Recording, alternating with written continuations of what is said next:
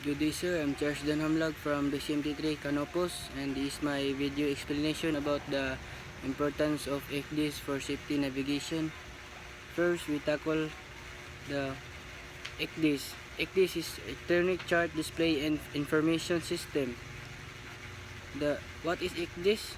ECDIS is an advanced navigation information system for use in ships. It has been developed to lighten considerably the navigation workload, freeing the mariner for other important navigation-related tasks such as maintaining a safe lookout and for collision avoidance.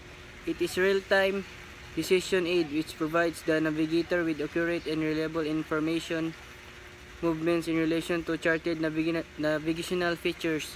Muna ang ECDIS is provide og informations such as maintaining safe lookout and for collision avoidance mo ni provide og information ning ECDIS mo nang importante ni. Then the important function of ECDIS is to contribute to safe navigation, to assistance in decision making mo assist, then to reduce the navigational lookout, and to execute in convenient and timely manner, maintain to the proper chart, and then to be legal equivalent to the paper nautical chart required by regulation V27 of the SOLAS Convention. And the main function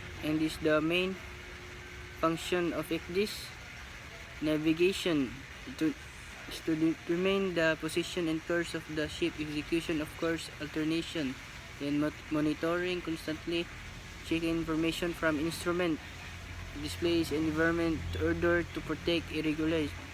Then the route planning to determine the course and speed.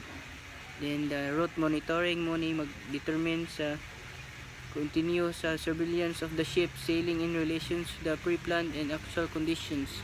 Then maneuvering mo ni mag-handle the vessel to obtain the desired position and heading or speed.